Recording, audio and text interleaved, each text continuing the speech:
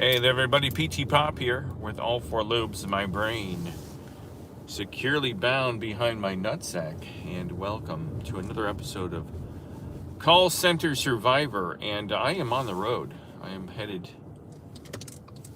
to the far off land of Dayton, Ohio, and I thought I'd make a video while I was traveling. And have you ever asked yourself why it's so hard calling into customer service when you call about your credit card bill or your cable bill or your bank bill?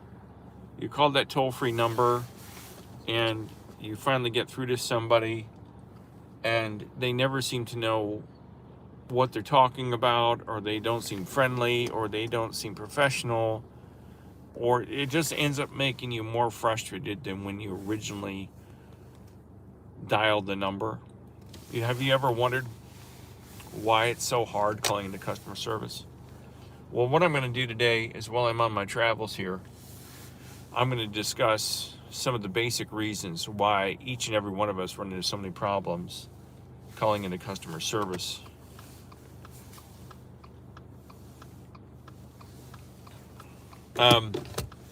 So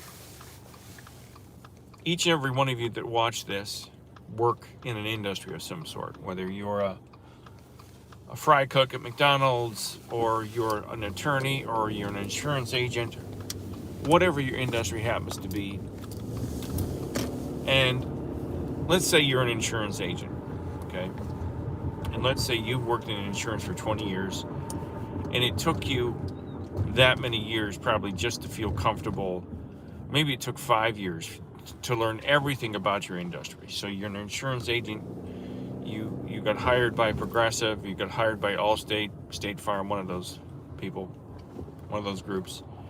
And it took you a long time to understand the policies, the terminology, the computer systems, insurance itself. Insurance itself is its own language and its own mindset.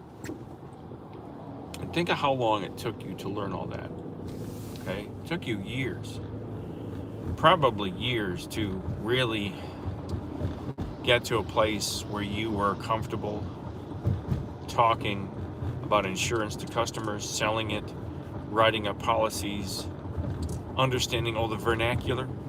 Think about it. Think about whatever you do for a living, how long it took you to get to a place where you finally felt like you were, comfortable and competent in that industry, okay?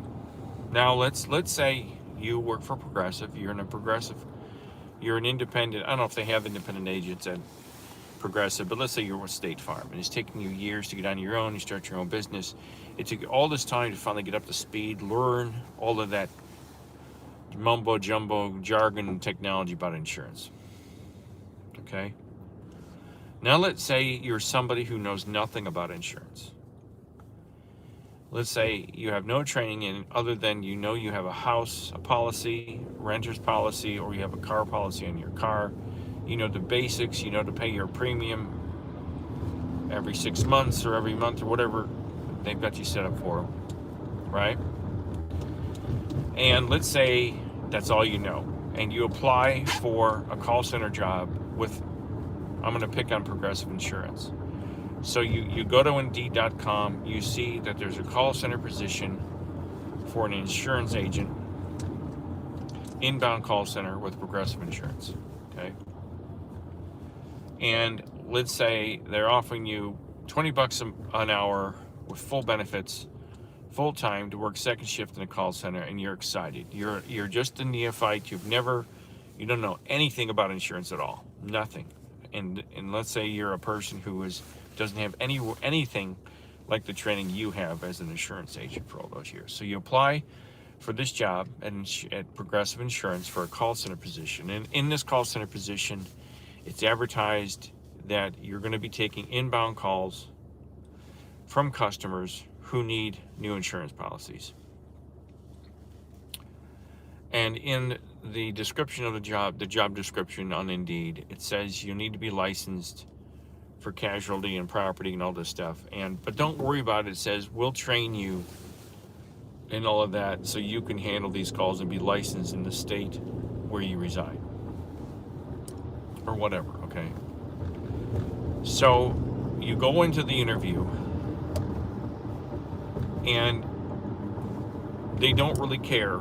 And I say this from experience. I worked for Progressive for about a month in a call center for a sales position, and they absolutely positively didn't care that I didn't have any insurance background. They just cared that I had call center experience background.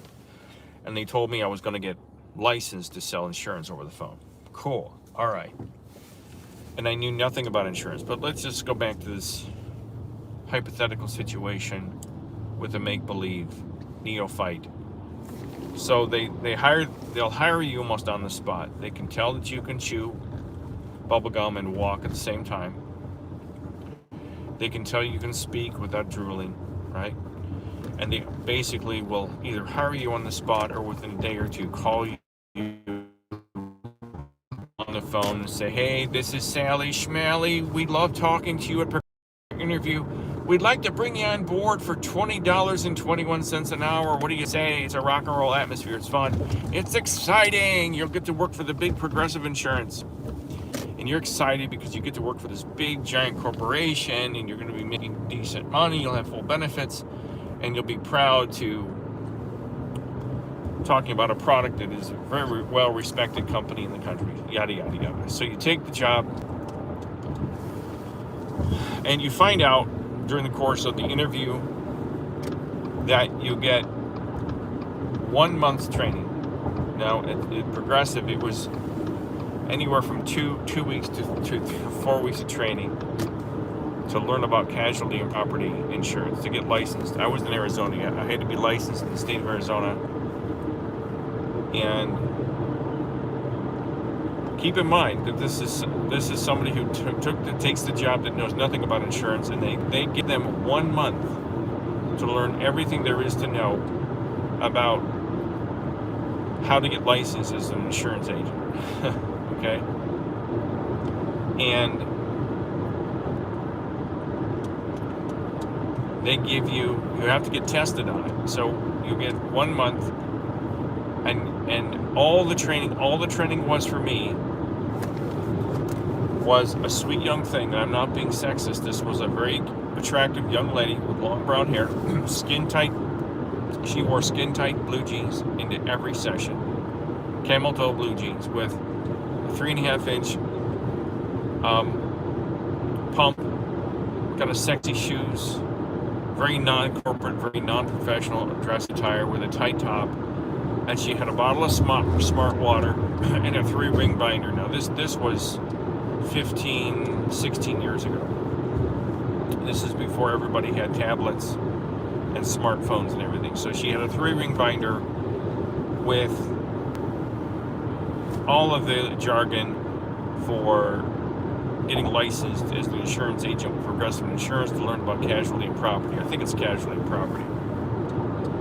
I might be wrong. I don't know insurance very well, and that's why I'm not at a Progressive. So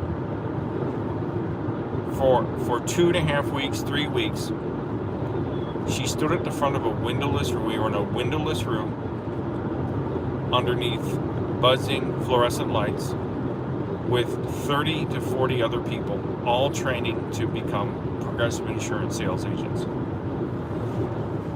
And they gave us exactly 3 weeks to a month to let this woman, all she did was stand at the front of the room and read from a 3-ring binder about casualty and property. That's all she did. And you had the same binder in front of you at a desk in a warm, windowless, boring, depressing room. And she just pranced around the room saying, okay, now casualty and property, page 1. And that's it. And then at the end of 3 weeks, they said, okay, now you go to this testing center, go home and study. You go to this testing center, and you. So I don't know how I'm connected. So if I cut in and out, the cell phone coverage sucks here in Ohio because I live in basically hillbilly land where the infrastructure is from like 1906, copper cables, and for some reason when it's gray outside, cell phone coverage is bad. Don't know what gray clouds have to do with cell phone coverage, but that's all another story.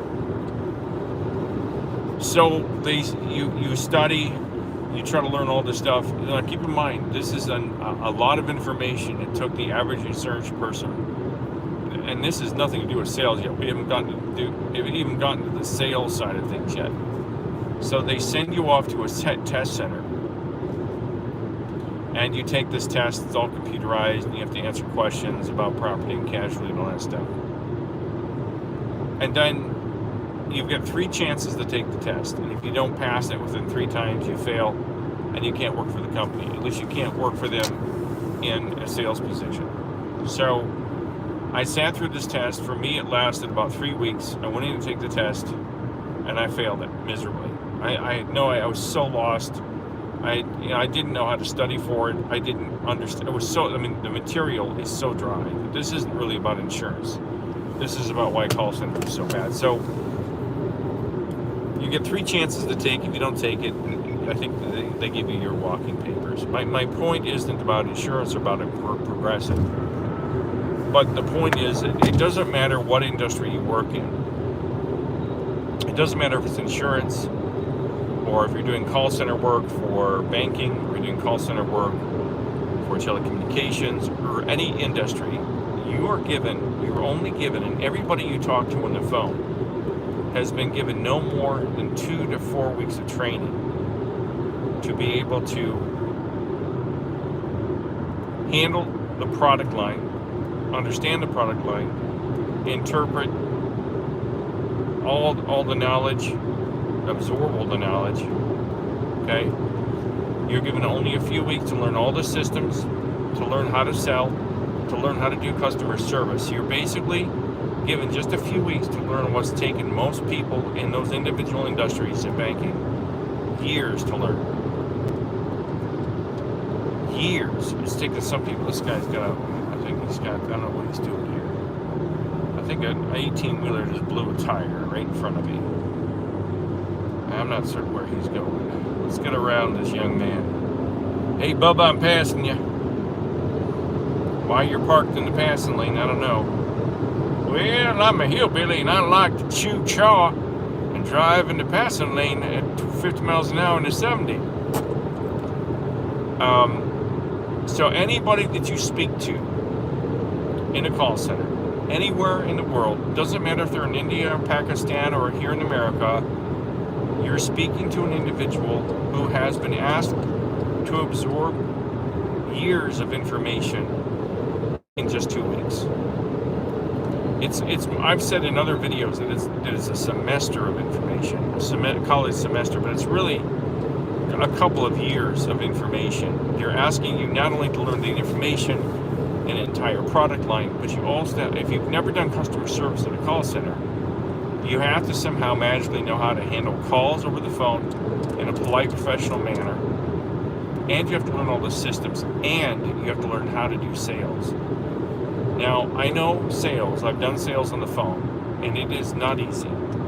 But you have to have a certain knack for it, and a desire and a drive for it. You can't just get on the phone and sell.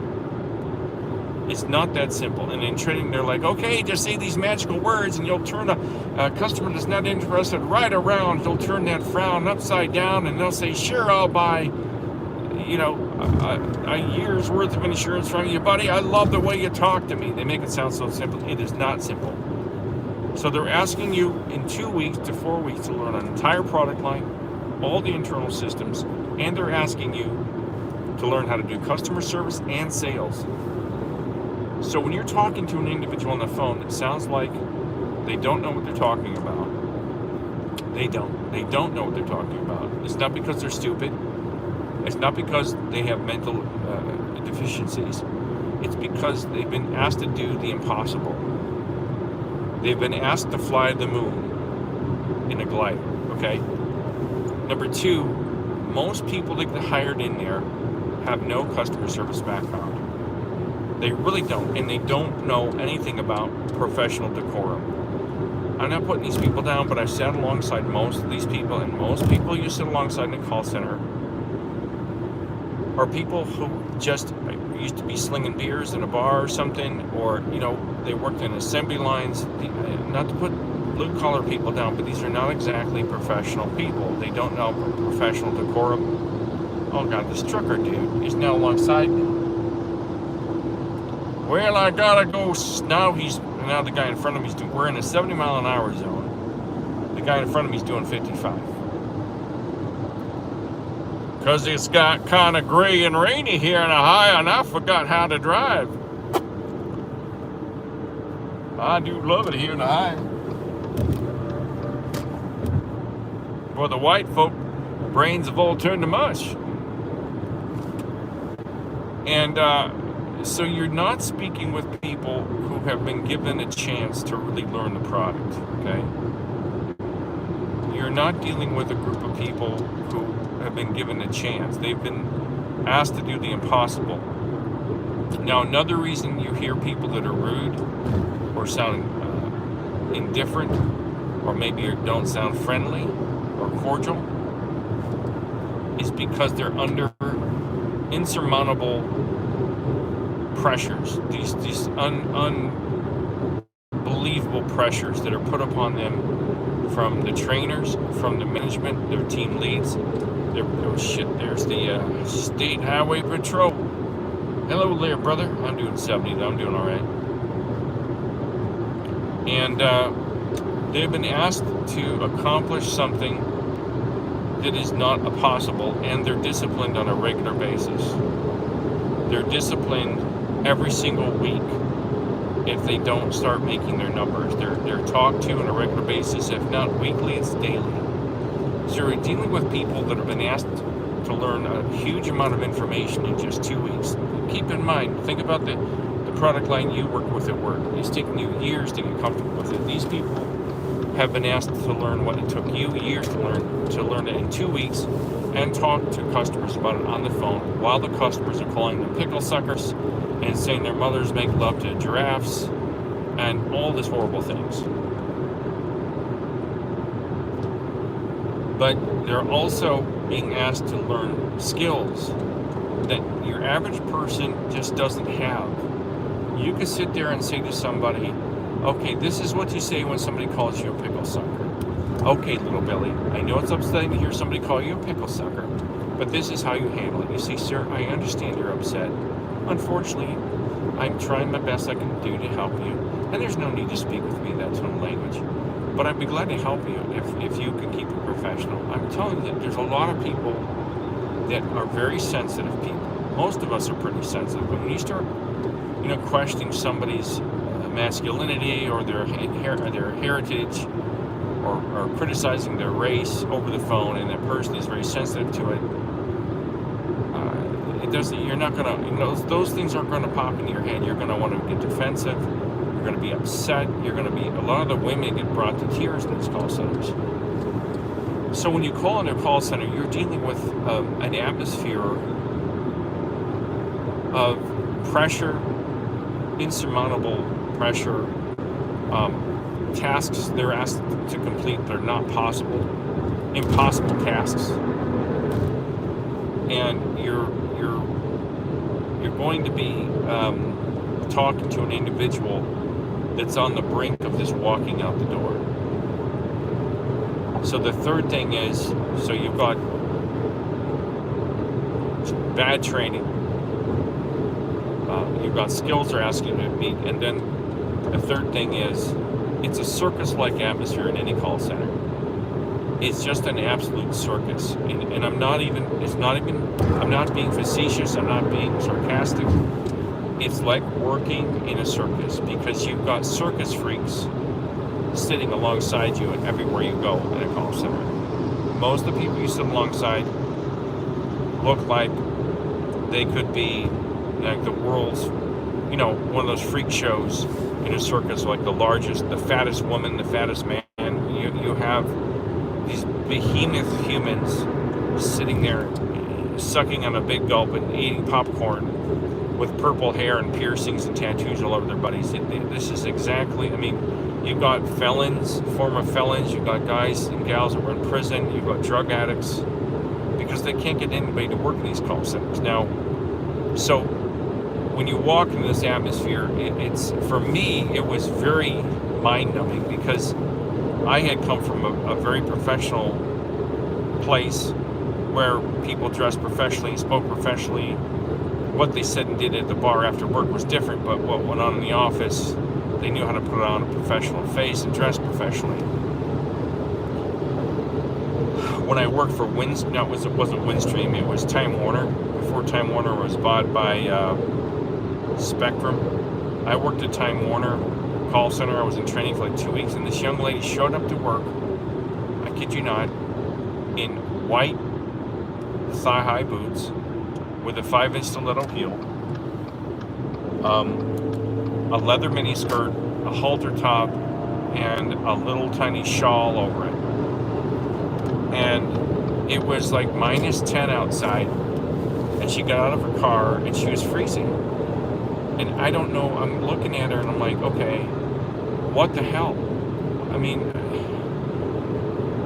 what is she doing dressed like that going into a call center? I mean, it was outrageous. It was just unbelievable. I mean, and I said to her, aren't you cold? And she's like, no, I'm fine. It was the strangest thing I'd ever seen. I don't know. She said, I guess it's not to pick on this young lady, but she had no clue. Or she had a pimp or something that told her, hey, I want this, hey, baby, this is how you dress when you go to work, whether you like it or not, honey. I don't know what happened. She got pimped out or she was tricked out or something. I don't know. But your average person doesn't have any idea about professional decorum. So anytime you call in a call center, anytime, anywhere, I don't know about India, but here in the States, you're dealing with a lot of very different types of people, poor training. They're asked to learn skills that may not be something that they're good at. You're dealing with a lot of young people who don't want to be there, who are mistreated and abused by management. And they are abused. Okay? They are definitely abused. So, that's not being exaggerating either. They never give you a chance. You never are doing good enough, and because of the circus-like atmosphere, people quit daily. The turnover in most call centers is anywhere from 60 to 80%, meaning for every 100 people you hire, you lose 60 to 80 of them. They walk out the door without even giving notice. They just can't take it. And I'm not even going to get into the calls that they take with the people, just insulting them relentlessly. It's just insurmountable, just unbearable insults and torment. So, if you're the average person that watches my channel, that's why calling to a call, if you can even get into a call center anymore. When I call a call center these days, you usually get a bot, an AI bot that talks to you before you can even get to a live person, which is an entirely different story. But that's why. I mean, that's the three basic reasons. You've got overworked, undertrained, underskilled people taking calls, and they don't understand. They don't know what to do. And it would take some of these people years to learn what it took you years to learn, but they've only been given 2 weeks to learn it. And I think that's important to keep in mind. Any of you, when you call into a call center, I don't care if it's your local HVAC company, or your insurance company, or your bank, or a cable company, you've got to keep your wits about you, because these people are just trying to stay alive. They're just trying to keep their wits about them and keep their jobs. They're just barely clinging to that job. They're just barely clinging to life. I'm asking each and every one of you to have some sympathy for these people and try to just be patient with people. I personally just had a really bad experience with the call center. It was kind of good, it was kind of bad. I called a medical supply company I'm working with. I made an order for some things that I need. She was very nice, and she told me that the previous product that I had ordered was no longer available due to a recall, due to deformation of the product. And she was happy to order me a whole new batch. Well, I got a funny feeling. We hung up, and I had this feeling that she was just too friendly and that she may not have taken the order. I don't know why. There's something in my gut said maybe not. And I called back the next day and they're like, I'm sorry, sir, we don't have an order for you. I said, damn it, I was right. You know, it was like this, just call it call center intuition. And she hadn't placed my order, and I had to reorder it, and I got the order. I finally got it ordered, and they got the supplies to me. But I just kind of knew from talking to her, she was a little too friendly. We were making too much polite conversation, and I think I may have distracted her, and she forgot to hit enter, or she just didn't know what she was doing, and she didn't know how to place the order, something like that. And at first I was irate because I spent like 25 minutes on the phone with this woman. And she was really nice and really friendly. And she said she'd send me a confirmation. I said, well, can I get a confirmation? She said, well, we don't have confirmations, but I can email you one. I'm like, okay, well, why can't you just give me the confirmation number? She said, well, we can only email them or text them to you. And I said, well, email it to me. So half the day went by after I hung up with her, and I never got my confirmation, which also let me know the order wasn't placed. Because when I placed it with a new rep the next day,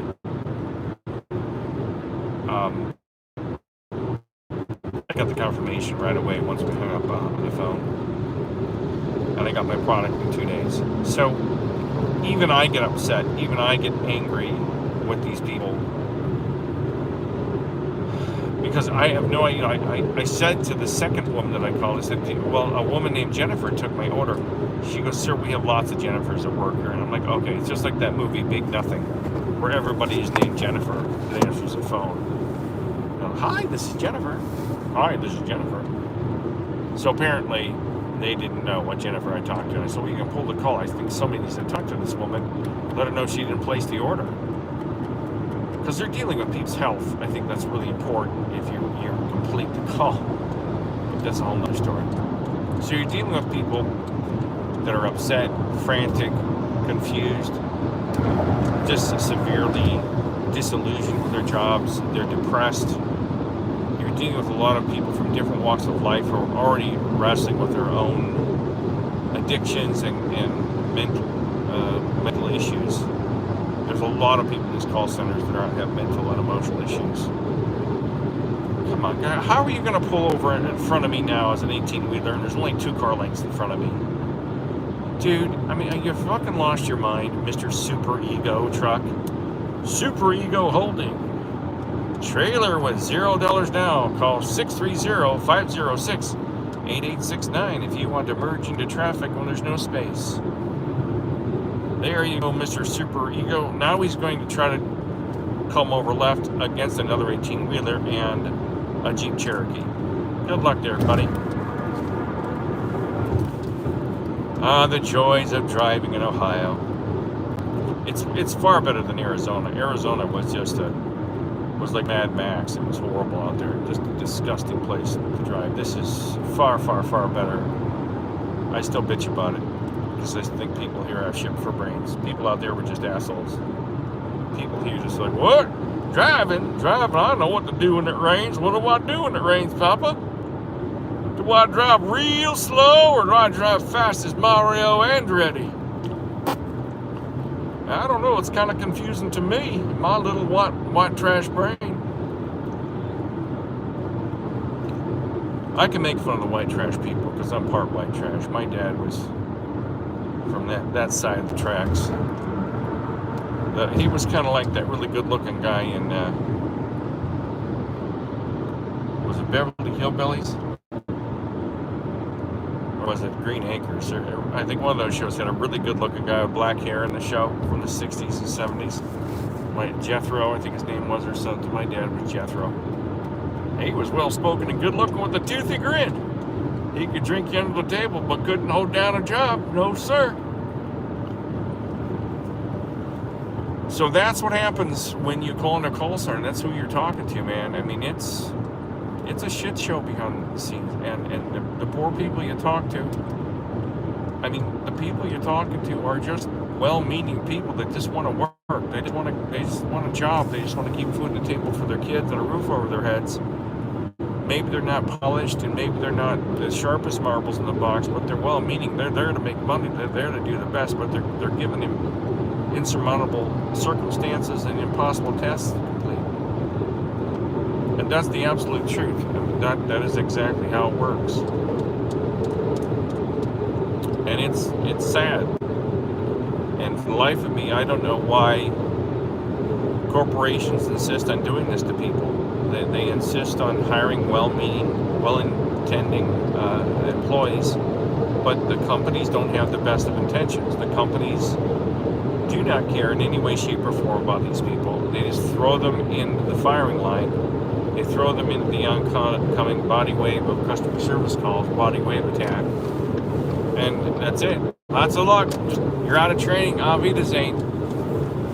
And it's a horrible, lonely, desperate feeling to work in these places. And many of the people, if you just treated them better and gave them a chance, they would succeed. I thoroughly believe that, but there must be an advantage these companies have by having such high turnover. They must get tax write-offs, or they must get some type of incentives from the government, some type of weird Bidenomics incentive, or not just Biden, just any organization, the White House. So I wish I could talk to all of you today. I can't because I'm driving. I'm on 71 South. Headed to Dayton, Ohio. And just getting away to, just kind of hang out with some friends. I go down there and I do some sightseeing and go around, look for places to take pictures of, and sometimes go hiking and things. It's just a nice place to get away to. Dayton.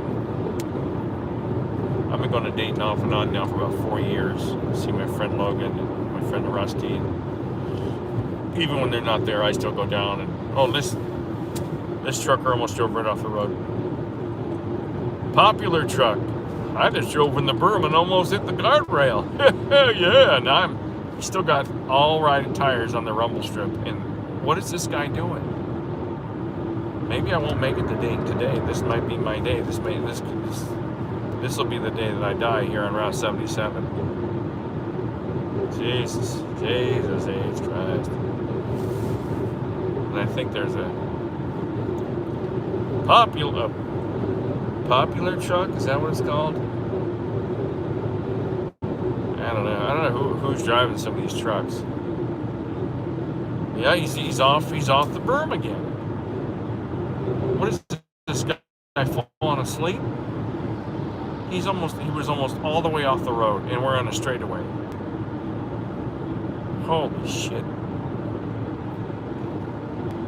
He must be texting his girlfriend or something, playing with himself at the same time. Oh, really? You're wearing satin panties? Oh! Alright, let's try to get around Bubba here in his 18-wheeler. Popular truck carrier. They're hiring! Hiring AZ drivers and owner-operators. Lots of luck, buddy. I'm getting away the hell away from you. I don't know what he's doing. Yeah, I'm Bubba. I got my truck and I keep driving it straight and straight away. Can you imagine what it's like being that guy if he's got to back that truck up into a loading bay? Look at him. He's off the road again. He's got all the right tires in the berm.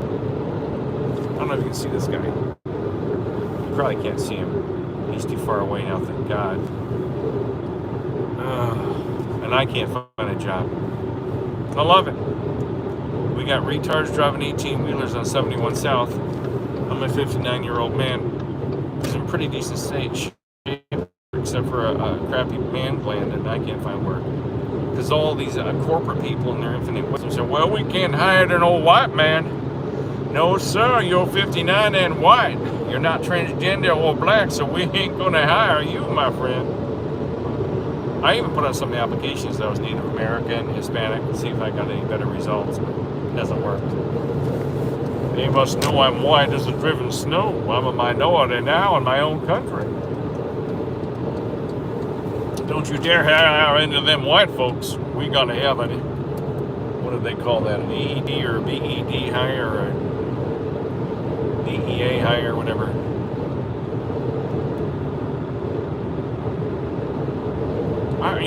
Maybe I should, tell people I'm transgender. I was a woman and now I'm a man.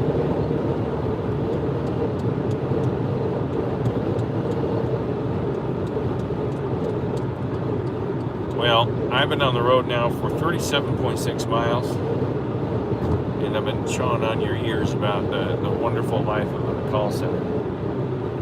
And I appreciate you listening. And I should probably be rolling into Dayton probably in the next 2 hours.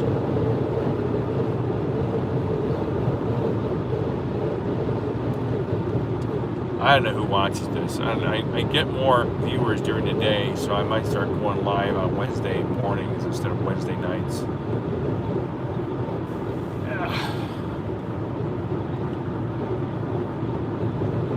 A lot of trucks out today, a lot of 18-wheelers. Fortunately, most of them are driving in a straight line, but this guy, it's kind of windy today, but it's not that windy. This guy in front of me, he's having a hard time keeping it on the road too. Oh, what's wrong with these guys? I don't know what's wrong with them. I couldn't darn well tell you. So,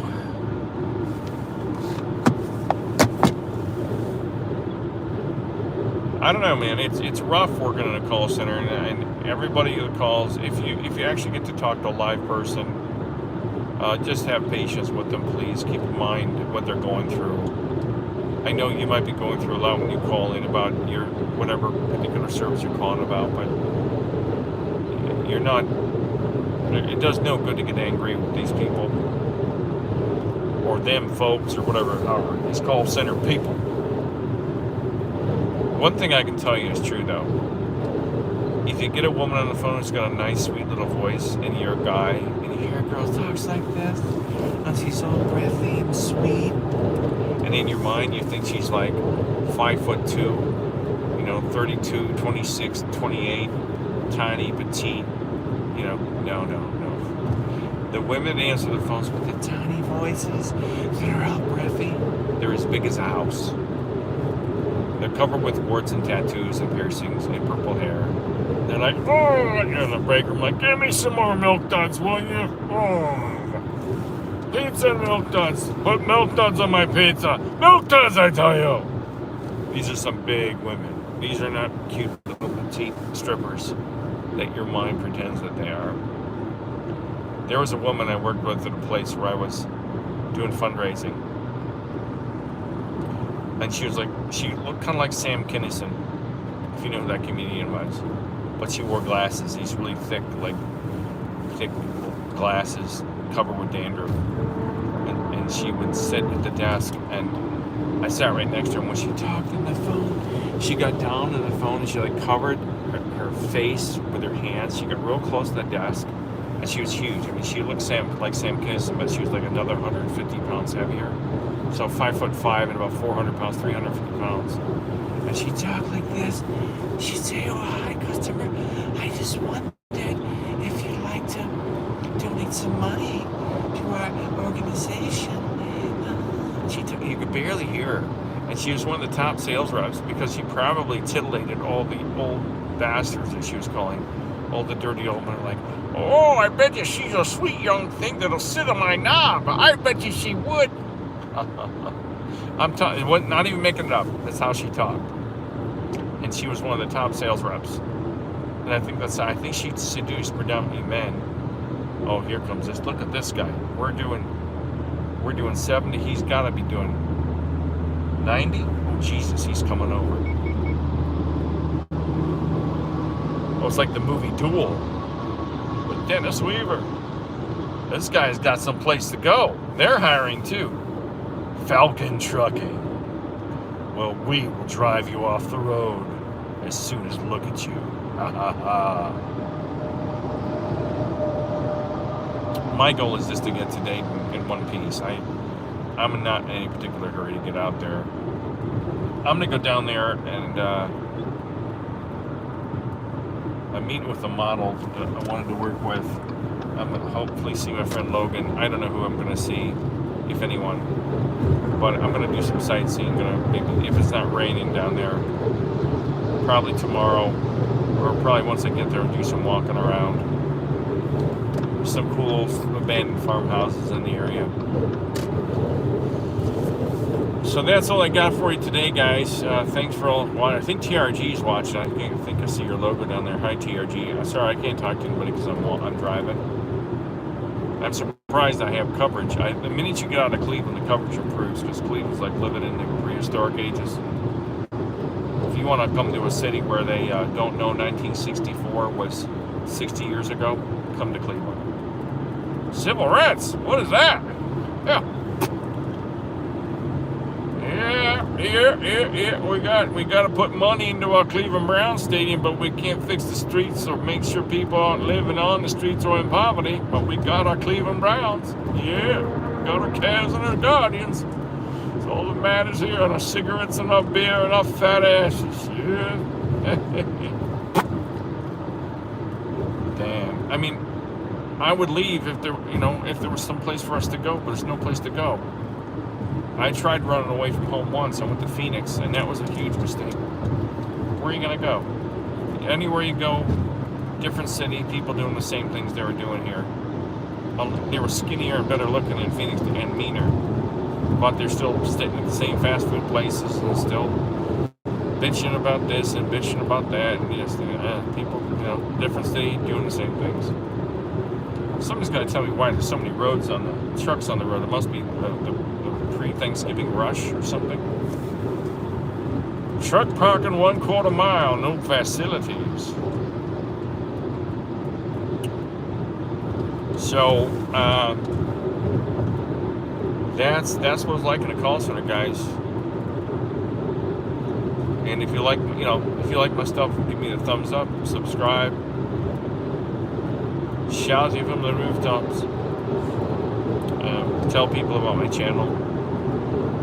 It's funny, I told this girl that didn't place my order for the medical supply company, I told her about my channel. So if you're watching, hon, I don't know if you subscribed, but you didn't complete the order, and you really should go and, say 7 Hail Marys and go to your priest and repent, or whatever faith you are. Probably a Wicca. There's lots of Wicca in the call centers.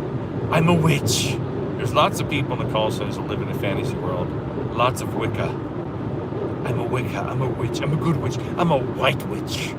Yes, white magic. Woo, white magic. Can I read your tarot cards for you? Ha ha ha. There's lots of people like that. Lots. Lots of people on drugs. I'm a Wicca.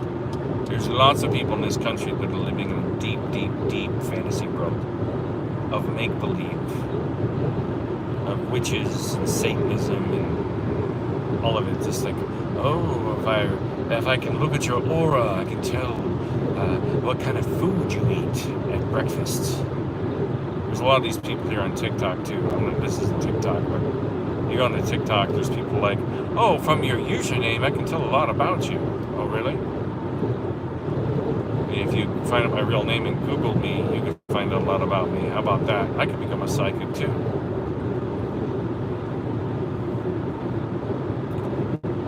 There's a lot of crackpots in the call centers, and the biggest crackpots if they stay and don't get fired, they become supervisors.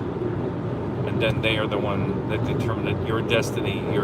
They determine your destiny and your future in that company. I kid you not, they just mess with you till no end. Well, guys, I think I'm approaching Mansfield, Ohio, the thriving metropolis that is. Mansfield, Ohio used to be a nice town. And I've been in there a couple of times in the last 5-6 years. Oh, it's really changed. Like most cities in Ohio, it's been just decimated by drugs. And the Biden administration was like, "Drug? What do you mean? I don't know. We don't got no drug problem here. Hell no. We got no problems here. We found cocaine in the White House. That's no big deal. Just cocaine." Oh, but yeah, Mansfield is a town that's been just wrecked by something. There's lots of poverty. There used to be lots of industry, and it's all gone. I drove down there years ago. I don't know why I was down there. I was meeting with somebody. I think I was meeting with another photographer, and I somehow had my credit card information stolen from me at a gas pump or something. They must have had a skimmer on the pump.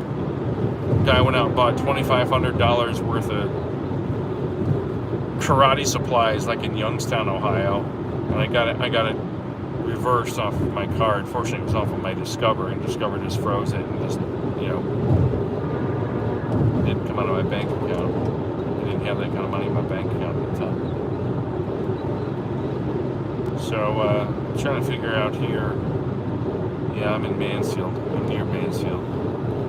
No offense to those of you from Mansfield, but it's a shithole now. Most everything is in Ohio, and it's a shithole. All right, guys, thanks for watching. I'm going to sign off and just enjoy my ride. I might come back on later when I'm closer to Dayton. And I hope you all have a good weekend.